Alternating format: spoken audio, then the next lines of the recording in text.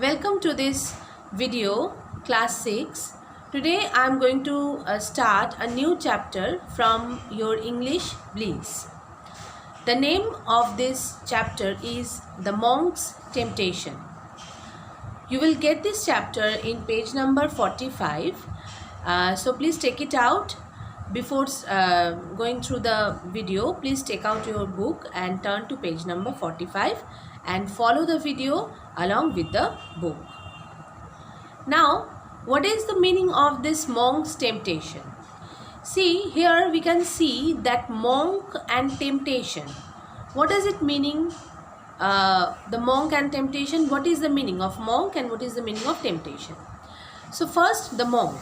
Monk means the people who are praying, who are working for the God, who are actually devoted to the God, and they are called monks, and they especially these monks belong to the Buddhist monasteries.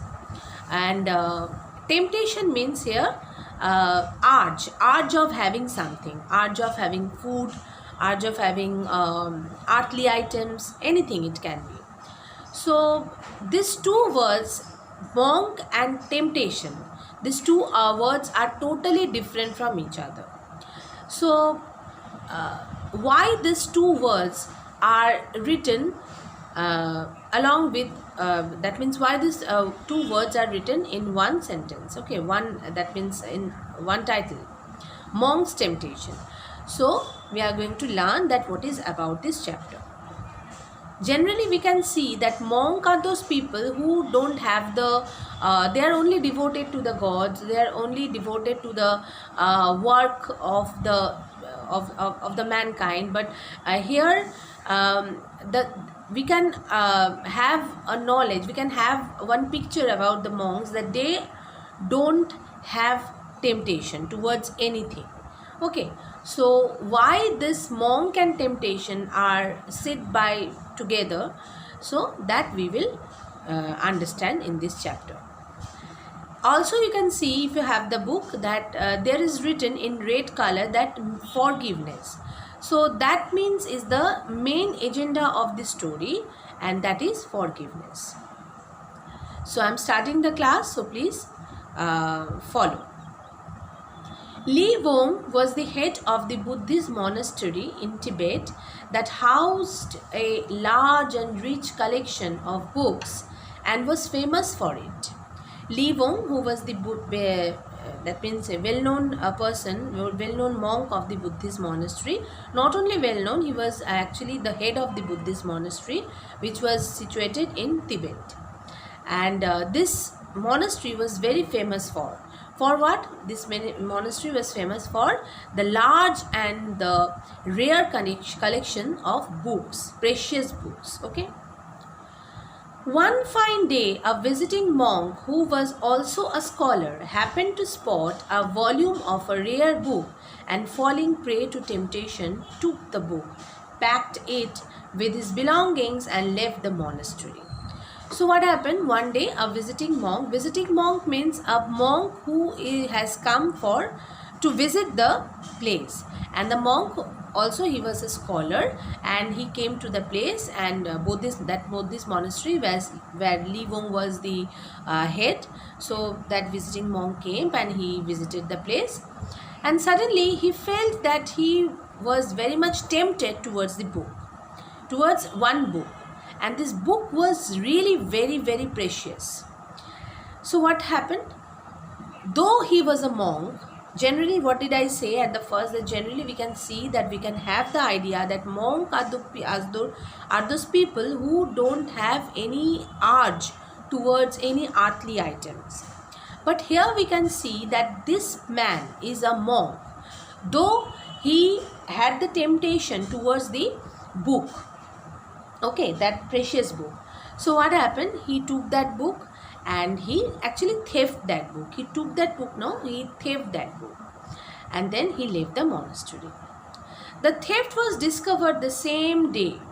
Li Wong did not have any difficulty in guessing who the thief was, but he did not say anyone after the visiting monk. What happened? So everyone could understand that there was a thief and the precious book has been stolen by someone. And who was someone that that had been discovered by Li Wong by himself. Okay, and it was not very much. Li Wong was a very scholar man, and he was very intelligent, and he was a pious man, and so it was really it's not a very big deal for himself, that for Li Wong, that to find out who was the thief. So he could understand that who has theft, but he did not send anyone after that visiting monk. For if the monk denied, he will add the sin of telling lies to that of the theft.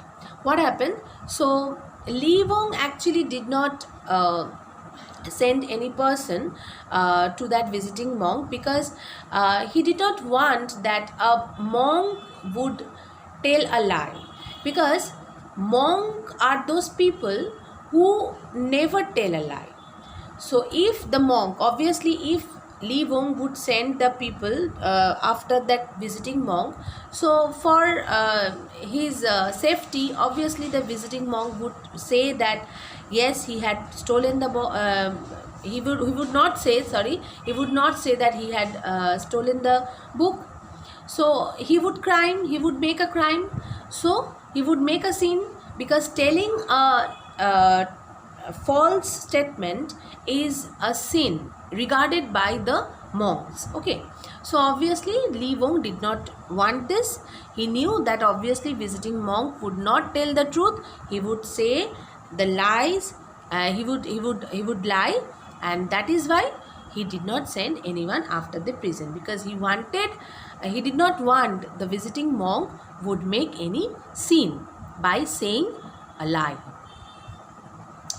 The monk came to the town and tried to sell off the book to make a fortune. So the monk, he came to the town and he wanted to sell the book which was taken by himself. He found a buyer who asked him to leave the rare book with him for evaluation. The monk agreed and left the book. The monk came to a buyer, and the buyer wanted to evaluate the book. And so he requested the visiting monk to keep that book over there, so that that means the buyer could able to evaluate the book. And then after that the monk actually agreed to that proposal, and he left the book over there and he went away.